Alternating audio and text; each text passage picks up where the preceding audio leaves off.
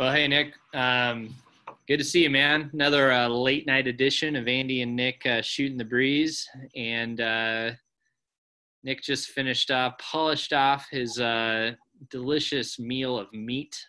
And as usual, meat. And I have polished off a dinner of cheese and crackers. So we're ready to roll. Crackers. Yeah. I feel energized and really good. Full of animal blood. Yeah, I just ate lamb leg steak. Okay. Like there's something sacrificial about that. It's very biblical. Yeah. Yeah, very biblical. So a pastor eating leftover lamb is like that's the tabernacle, you know. Yeah. Well, crackers and cheese. I don't know. It's like unleavened bread or something. Land flowing with crackers and cheese. Yeah, cheese and honey. Yeah. So anyway, that's what I did. Well, hey, we were just saying that we both listened to our friend Hannah's podcast, who goes to our church, who has she put a podcast out about her journey to following Jesus, and it was really great. And we're gonna talk about that. We're not gonna tell you all about the podcast because we're gonna put a link to it down below, and you can go listen to it because that you should really hear it from her, like most of the details. But I don't know tell me about listening to it for you, Nick, and what you came away thinking about, and then I'll tell you how it affected me. Yeah. Well, it was really cool because so Hannah's actually back in Wisconsin now with her kids. But before she left, a few of us went up on the mountain, and Rochelle has been discipling her for the last year. And so Rochelle baptized her. And so I got to be a part of that and watch that. So that was really cool. That's always, one of the best things to be a part of. Yeah. But I genuinely, like, her testimony is one of my favorite testimonies I've ever heard. Yeah. Because it involves, like, just the craziest things that should not happen. Like, telling her to follow Jesus, or that Jesus is pursuing her, and her complete resistance to flipped out a little bit there from my perspective, but you said a psychic told her to follow Jesus, which is the word psychic didn't come through, and maybe it did in the recording, but not to me. But I wanted to make sure that was in the recording, because that's one of the most comically wonderful parts of the story, is that she goes to her psychic, describes this experience hiking, and her psychic is like, I think Jesus wants you to follow him. Yeah. Which is I've never heard of that. Never heard of that. No, I've never heard of that. Crazy stuff. And then even to the point where when she walked into Mission Church, suggested by a friend to come to our church, and she'd been really struggling because she did the Camino de Santiago and was thinking about Jesus. And then she walks in, and I'm sitting there, and I just finished it. Rochelle just finished it, and Tabitha did part of it. Tabitha been on it, yeah. And so it was just like, you can see the providence of God and like the sovereignty of God over and over. Just so happened she walked into our church that night and met with Rochelle, and Rochelle met her. So the fact that you and I know, which very few people know, but we almost didn't do that night. Right. Yeah. We were really on the fence about doing it. Yeah, I was ready to give up on it, and turns out it was still useful. Yeah. Praise God. I know. No, it was it was one of those stories you hear where you go, that would have never happened by a plan. No, like, it wasn't, you didn't look at that and go, oh, evangelism works or something. You went, right. What? And I mean, what you walked away from hearing that was God finds people. Right. I mean, that's what I came away with. Well, very much so. Like, God will speak to you in the manner that you will hear. That is a huge takeaway. Yeah. Yeah. And she said that, like, she would, at the time, she would listen to her psychic. So God spoke through the psychic. Right. How cool is that? Which was yeah, it was cool to hear her explain that God, yeah, thought of her and used the ways that would draw her to himself. Yeah. Totally. Yeah. That's what God does. So, uh, tell me about how God drew you. How God drew me? Well, yeah, no, I'd love to. I will. Actually, I wanted to say one other thing I thought of when I heard it. And that is, so an interesting thing, like, oh gosh, within the last year and a half, I've wanted to see more people come to Christ at our church or through our church. And I've been trying to pray for it more often. And you know, it's been cool because the two people that we've seen come to Christ at our church in that period of time, you and I didn't really have that instrumental of a role. No, not at all. And it was, in both cases, it was you know, women in our church who did. Yeah. And this last time, especially with Rochelle, and I think Rochelle would say this, that Rochelle doesn't consider herself to be a good evangelist, probably. I mean, I don't think that's nothing I've ever heard from her, of her going like, I'm really good at telling people about Jesus or something. Mm-hmm. Yeah, she'd say. Yeah, but she did an awesome job, right? I mean, she met Hannah that night and exchanged numbers with her and spent time with her. Right. And it was such a cool thing, and I'm really super jealous that I didn't get to be there for that hike too, but in a good way. I'm just like, man, you know, it was such a cool thing that Rochelle got to baptize her. Yeah. I thought that was beautiful. And even in the way that they did meet was not, it was, hey, let's read the Bible together. Yeah.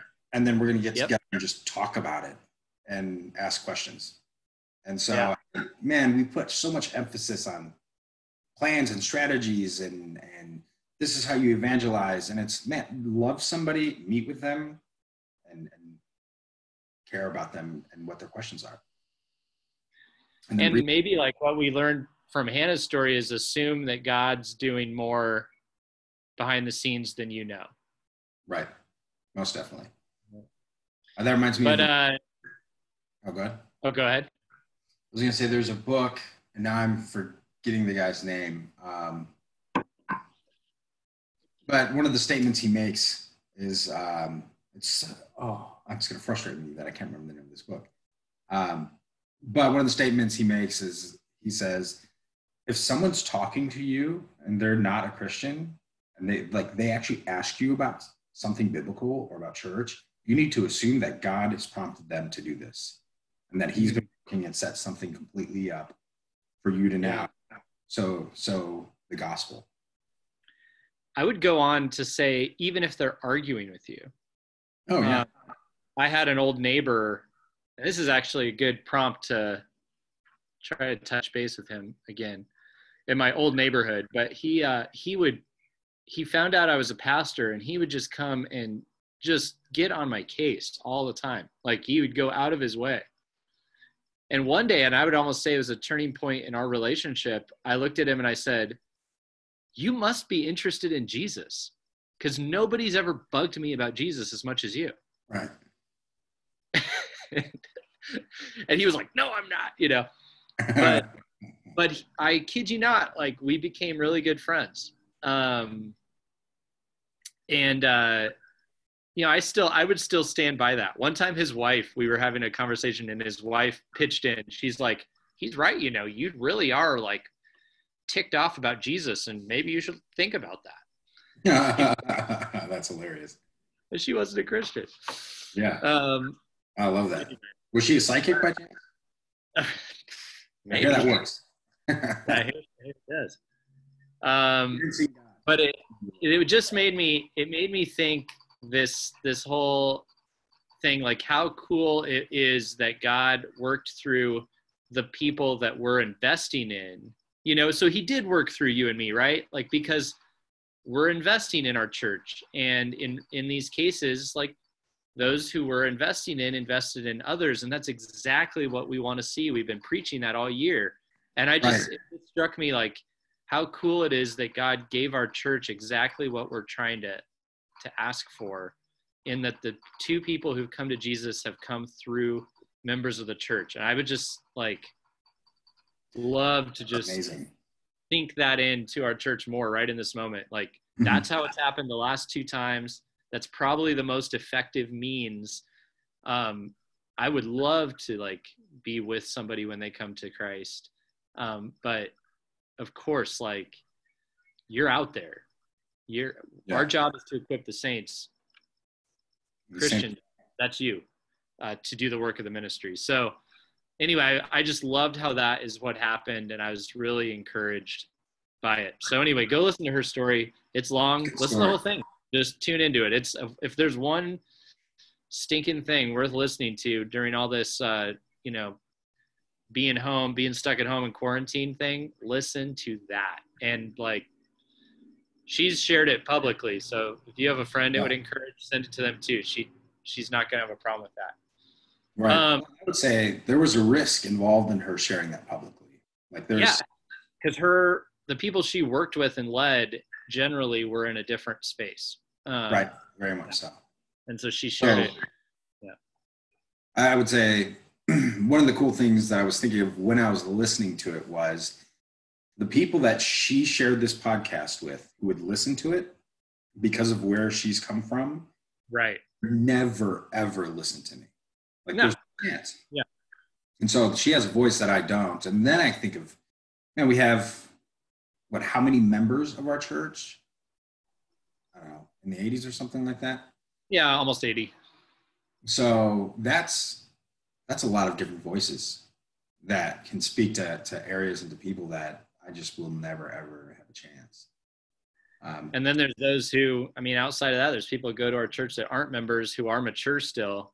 Or even if, for goodness sakes, like, you don't have to be that mature to tell somebody that you've seen Jesus. Like the woman at the well, she gets caught in her sin and goes and tells the city about Jesus. Yeah. Like, and they all listen. And they listen to her because they knew she's probably telling the truth. So maturity is good, but man, if you have something to say about Jesus, say it. Say it. How much theology do you need to know that you've been loved by Christ? Not a lot. Yeah, that's about it right there. The short answer with me, Nick, is that I grew up in the church and was pretty steeped in it, and but not really seeing any effects of it. I think that, so I was at a point when I was a teenager where I really didn't like to go to church, got invited to church by a girl, and I changed churches. My parents let me change churches to chase after a girl in youth group. They came to the church for a while, didn't like it, and then I stayed. And the whole thing with the girl didn't work out. And so my real goal in being there was really social, and I knew a lot of answers, so I could kind of skate by. But generally it wasn't having a whole lot of effect on me. And I was starting to like get further and further down. Like I was getting myself into places where I could really slide off a cliff. And something when I look back, held me from that cliff, where like most of my friends are going right over it. And I didn't even understand it myself. But I would be in all the wrong places, but I would just only participate, 10% or whatever. It was interesting. So then, but I was still really into this girl, went to a youth event, and I was starting to get like really depressed. I think self-image was just tanking really bad because I was really kind of, like putting a lot of stock in trying to make this relationship work. And it just kept not seeming to to click. And then on this trip I went on, she met up with a guy that she had met from another church who was also on the trip. And they entered into a little romance on the trip. And so we're like in the little worship services and they're holding hands and I'm like just wanting to die.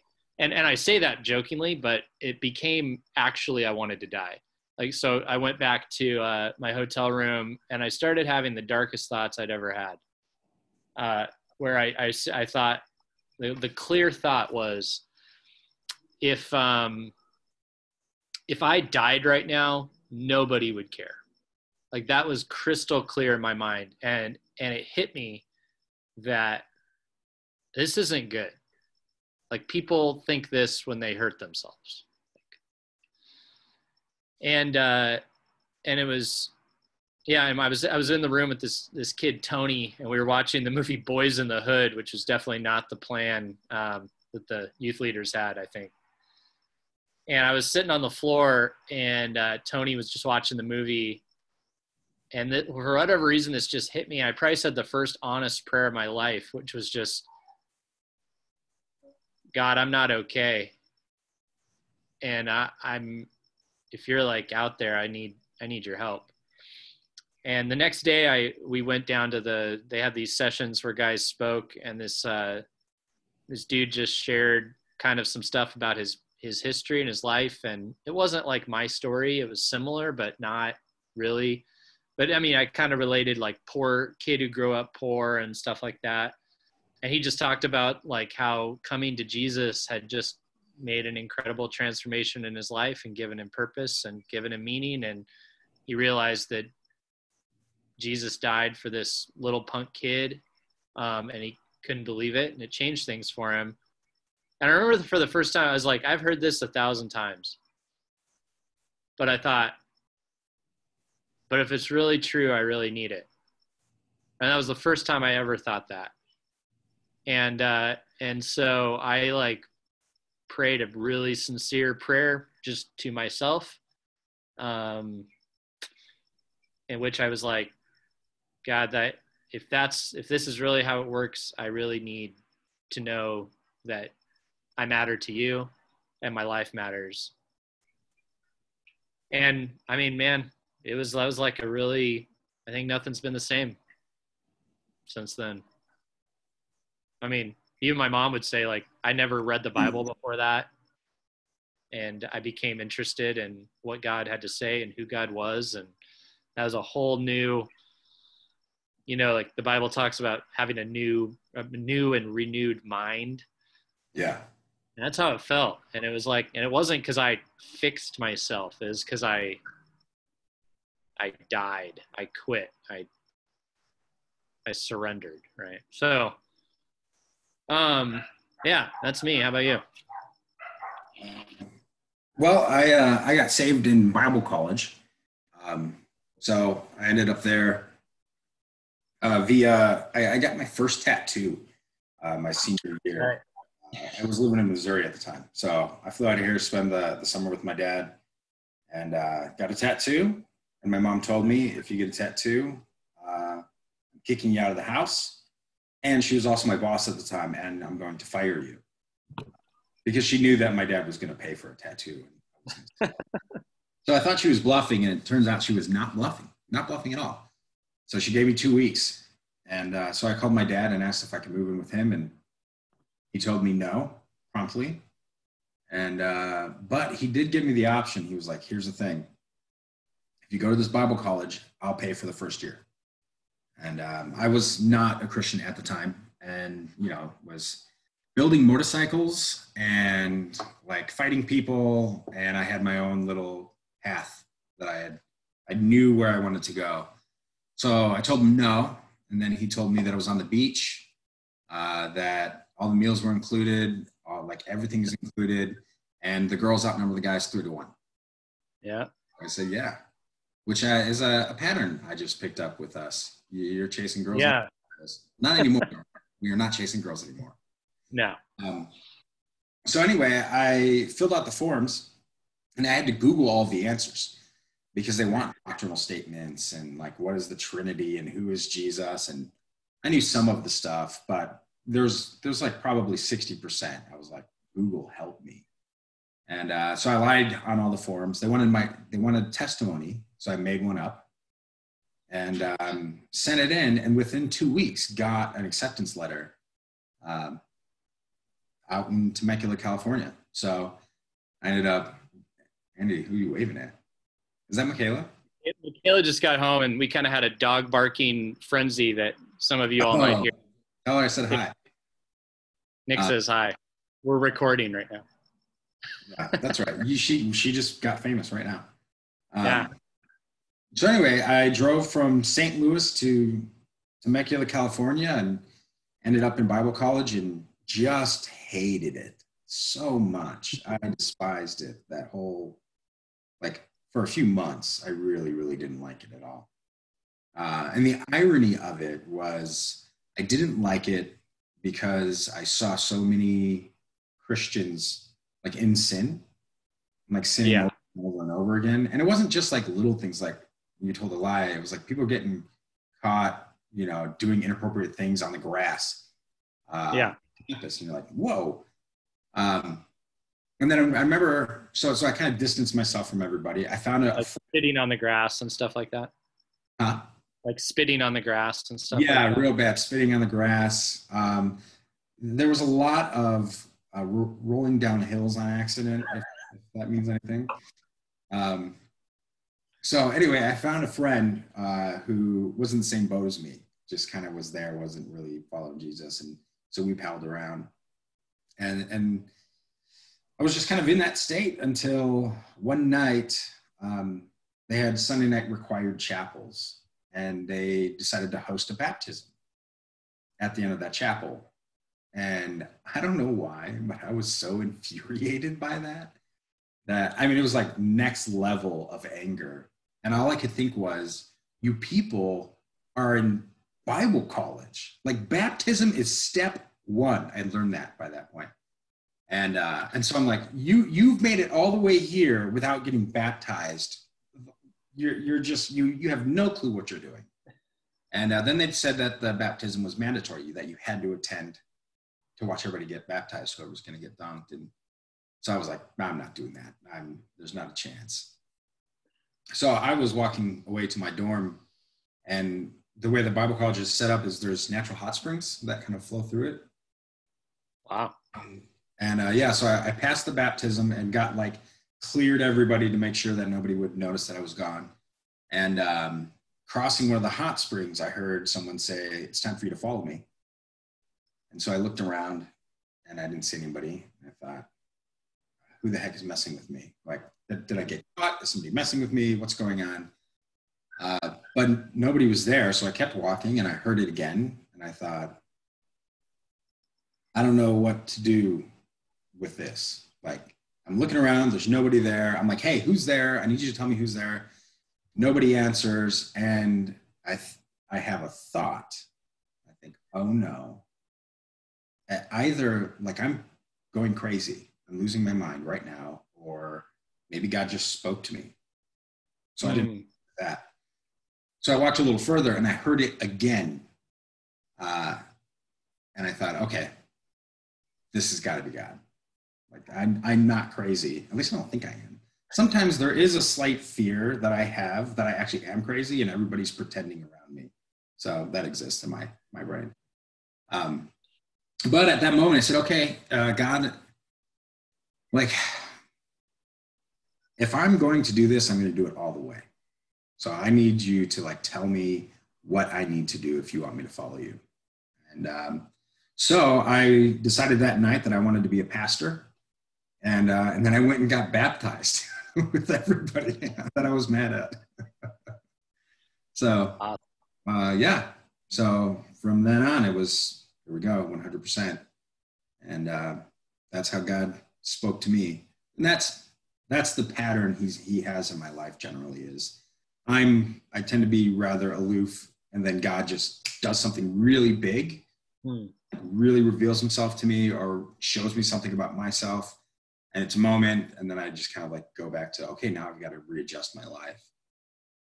So Yeah. yeah, that's how it happened. Well, we I don't really know how long we've been recording. I'm not too worried about it.